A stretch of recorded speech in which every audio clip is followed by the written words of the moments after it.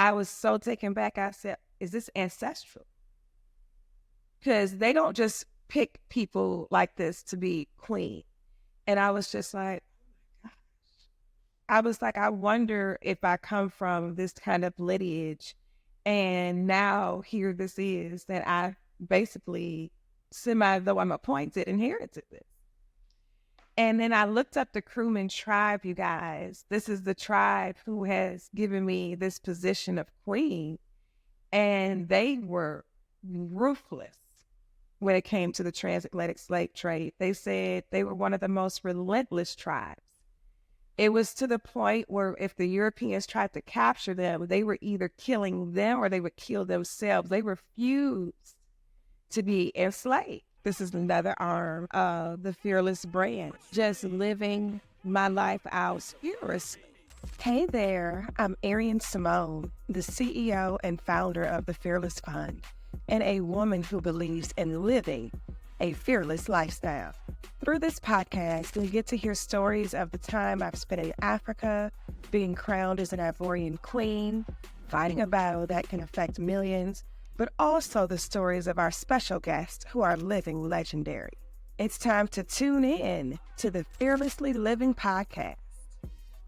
Everybody, you guys are tuning in to Fearlessly Living with Arian Simone.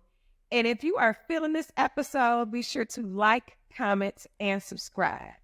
Now, how was that? Feeling good. See, everybody's telling me what I'm supposed to do.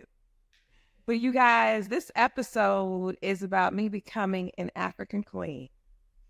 Lord have mercy. I'm a real queen, a whole queen. So, where did this journey start?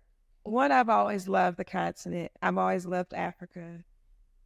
But I never saw this coming. I never knew this was like part of my life.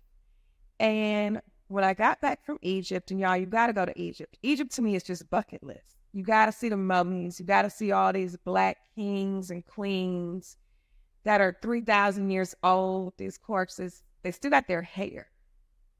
And when I heard that the mummies had their hair, I thought they had like a little tuft of hair. No, they got like full on manes of hair. Like how you see my hair right now, they have their full head of hair. So I was leaving there and I was like, dang, I want to do a give back to the continent. And I called my girlfriend, Heidi Stampley, and I said, hey, Heidi, I know you guys go back and forth to Africa a lot. Do you know any things I can give back to? Because I was like Googling and nothing was really resonating with me. I was like, I don't know if this is what I want to do. And Heidi is a Ghanaian princess. This is like, I guess you'll say divine adventure coincidence. And she said, my sister married an Ivorian man. At Arian, they build schools to help eradicate poverty. And I'm like, oh, this is in alignment with what we do at the foundation. This is in alignment with what we do in general. Anything about eradicating poverty, building generational wealth. I'm like, okay, you're speaking my language now. And I said, why is this so? She said, if the children there don't get an education by the age of 11, they're forced to go work in the field. And I was like, oh no, because agriculture in like Africa is just a very big deal. It's big business. I mean, you're talking about the world's greatest resources. And I called Sabrina, who's her sister. I told her what I wanted to do. Her and her husband have an organization called Proceed Foundation. And she's like, we partner with people all the time to build schools. And I said, great.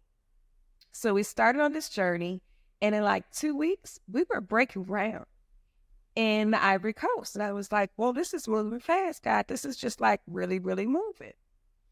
So about, I would say a few months in, like they're sending pictures, I can see everything's being built. I'm very pleased with everything. It looks very, just state of the art, just really solid. And I would say it was probably about a month before me having to go to Africa to cut the ribbon on my school. My chief of staff at the time calls me and she says, Arian, when you get to Africa, a stylist is going to meet you. And I said, Marita, nobody in Africa is doing my hair. What are you talking about? Oh, she said, no, it's for wardrobe. I said, well, no, I don't need that either. I'm not paying for that. She's really big sometimes. She'll add something to your bill. I said, no, I'm not paying for that. And she said, well, no, you have to do this. And I said, well, I got to do this. And she said, well, I said, no, you're not understanding me. I'm going to Africa, and at the ribbon cutting, I'm wearing a polo t-shirt that I have with the school logo on it that says Arian Simone Fearless Leadership Academy. That's the name of my school. I said, I'm putting on some khakis or some jeans with this. Like, just please leave me alone about this style. And she said, okay, you don't know. And I said, well, don't know what? She said, Arian, they're crowning you queen. I kind of like laughed, and I got off the phone, and I was just like, okay. I'm thinking this is like, I'm thinking it's like some type of honorary award.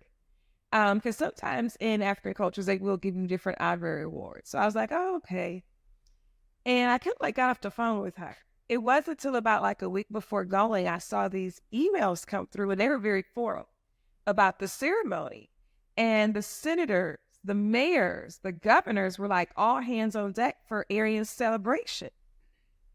I was like, what? And I was like, oh, this is real. She's like, I told you, you have a coronation. And I was like, put me on the phone with these people.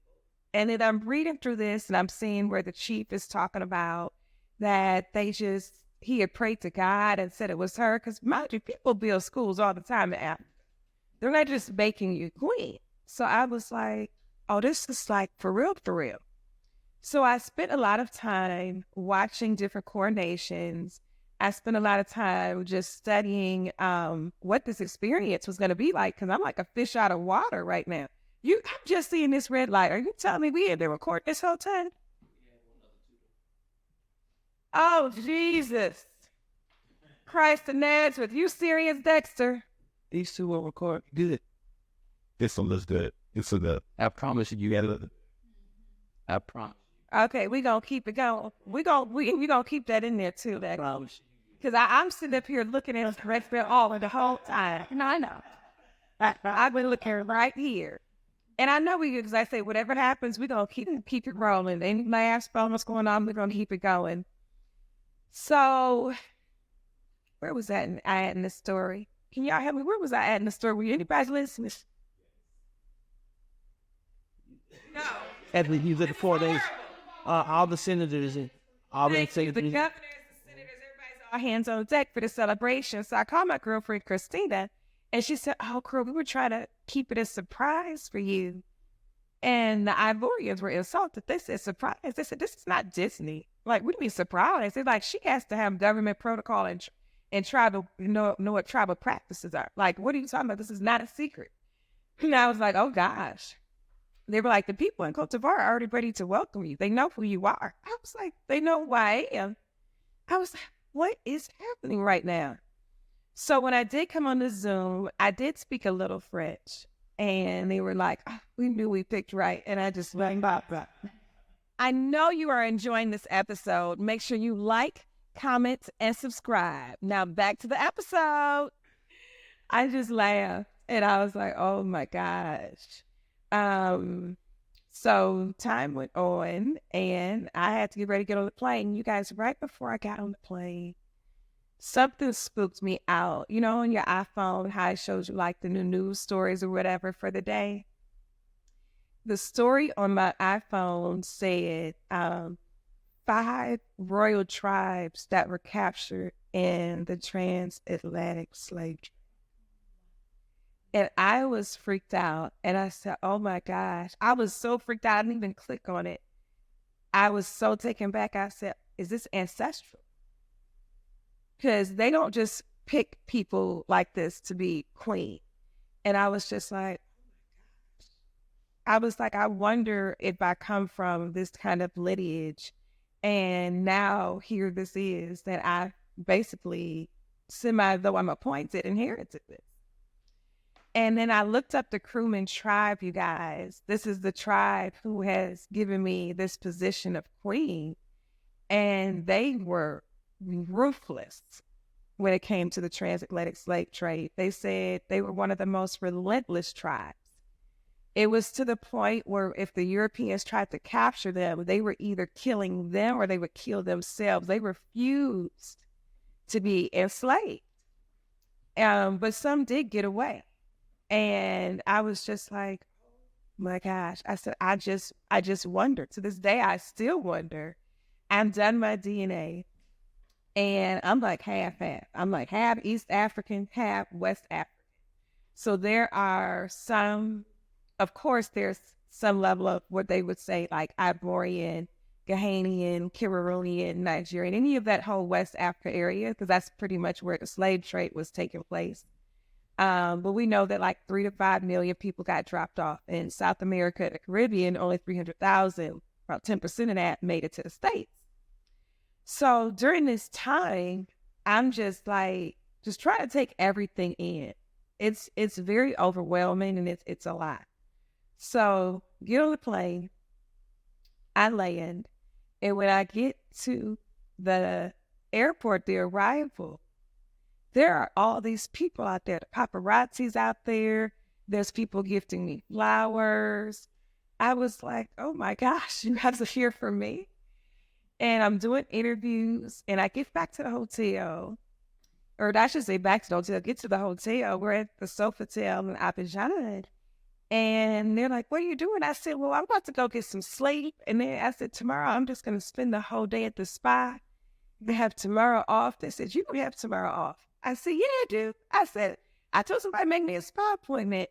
They said, ma'am, they said the makeup artist and the hand wrap lady will be to you at 6 and 6:30 a.m. I said, for what? They said, you have be on national TV by 8 in the morning. I said, national TV, 8 in the morning. They're like, Arian, yes. So I'm really trying to figure out what is going on. So I said, you know what? This process has taught me to just surrender. Like, I'm just going to just go with the flow. I'm one that's a planner. I'm a Capricorn to a core. And I like things organized. I like to know what is going on. But I was like, just go with it and just flow. So that day it's moving, it's press nonstop. I'm trying to just kind of fast forward this story because it's just so loaded, but there's press nonstop. And then finally, the journey to get out to the school, it's about 5 hours from Abidjan, so we have to take a flight. So we get there and we're at Beta Serines, this amazing 5-star resort. It's on the coast. Ivory Coast has some of the most beautiful beaches and coastline. I mean, they are truly the Ivory Coast. And I'm at the hotel, and everybody, what is 5 minutes to 30 minutes already?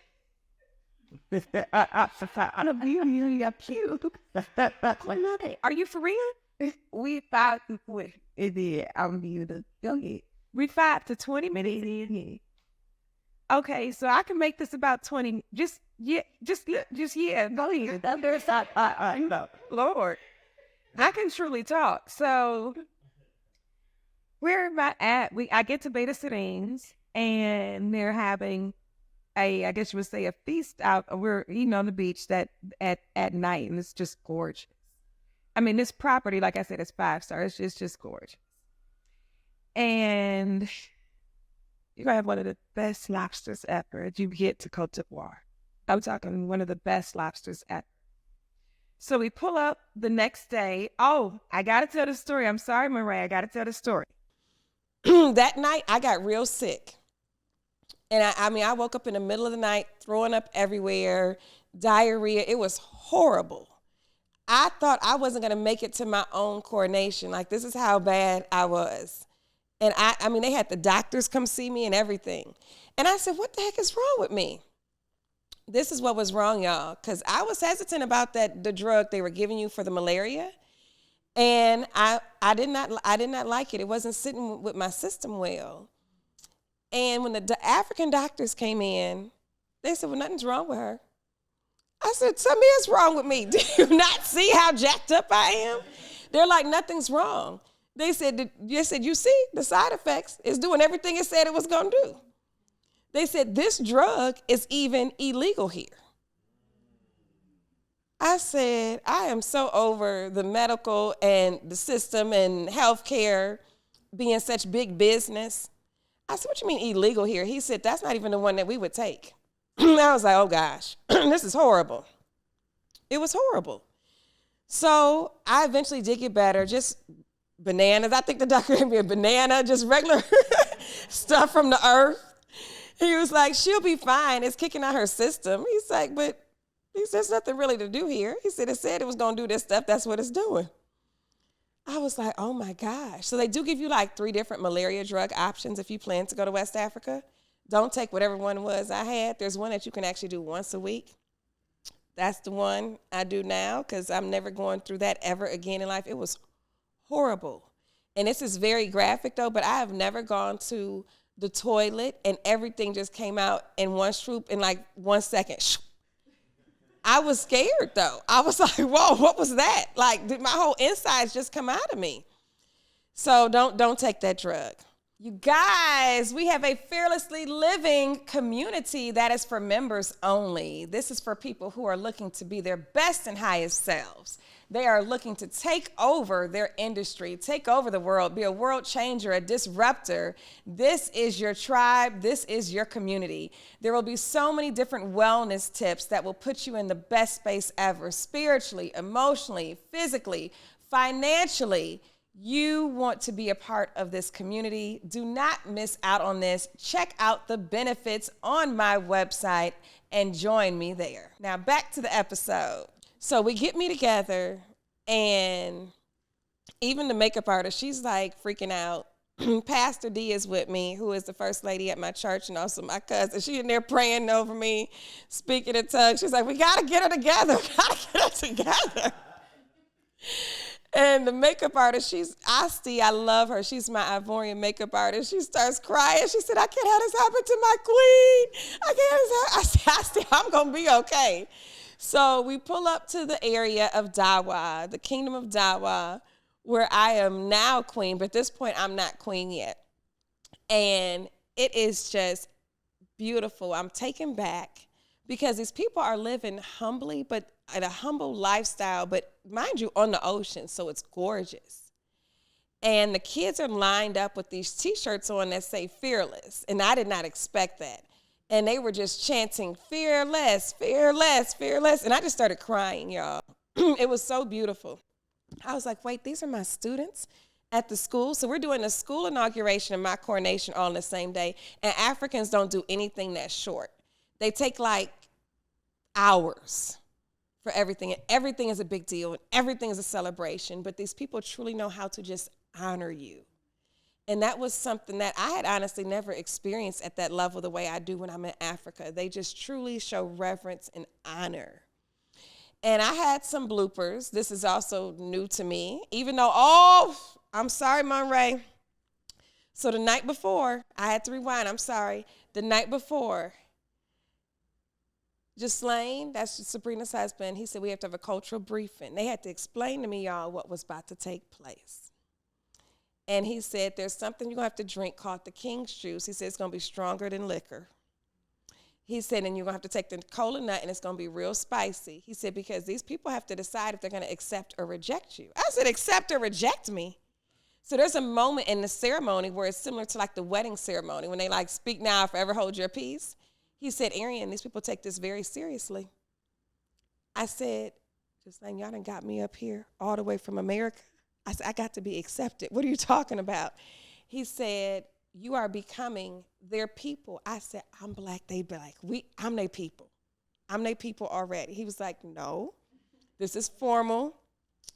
I felt like, do y'all remember Game of Thrones when Khaleesi was becoming like, I guess, the leader or the queen of this tribal group in like the first season? Did y'all watch Game of Thrones? Oh, ain't none of y'all watch Game of Thrones. This is horrible. Okay, and then she had to like, I think drink the blood or drink something. And I mean, you could see it on her face and everything. And I was like, I feel like I'm in an episode of Game of Thrones. What is going on? And then when I also saw Queen Njinga on Netflix and she got married and switched tribes and she was becoming their people. And she was like, oh gosh, I got to go through this. So I was like, oh Lord, here this goes. He said, Arian, you're going to be fine, but these people have to accept you as their people. I said, okay. So we get there outside, and this girl greets me with this real deep curtsy and presents these flowers to me. And I curtsied right with her. And they were looking like, does she know she's about to be the queen? Like, what is happening? Why is she curtsying right with her? She was like, greetings. And I went and bit down too. And they were like, get up. I was like, okay. So I get to the dais. Oh, the night before, he also told me, he said, I have to tell you how to handle your request. I said, what request? He said, Arian, you're becoming queen. And I said, what do you mean request? He said, people are going to have requests of you. I said, to do what? He said, you have influence now. He said, what you're going to do is you're going to tell them that you're going to get back with your counsel and you're going to review the request. I ran that line the whole time at the dais. People were coming up with gifts and gifts. I mean, it just filled up all around me, and they have requests. So if you want to ask something of somebody, you have to come with an offering. You come with your best. Even how we see it biblically, how they have offerings. If somebody has a request of me, they're going to bring something to me first. So I've got like gifts all around me at this dais, and I was just like, oh my gosh. So these ladies, they have a co-op, and they had a request. They needed some equipment for their cassava business that they have in the area, in the village. And I was just like, okay. But I didn't tell them yes. I just said, well, I'm going to take this back to my council. We're going to review it. I ran that line the whole day. The mayor waived the king's juice because we were after the sacred ceremonial time, and all I could do was say was, thank you, Jesus, because my stomach at that time probably could not take it. But I did have to do the cola nut, and it was spicy. I just had to keep it moving.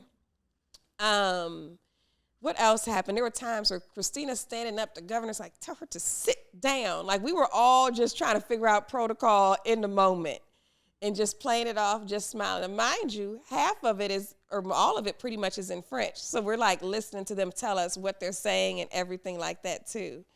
But overall, you got to tune into my documentary. Yes, Arian, Simone, an Ivorian queen. And then you will see it in person, and you get to see this whole experience. Because I know I'm coming up on time, so my Ray's going to wrap me up, y'all.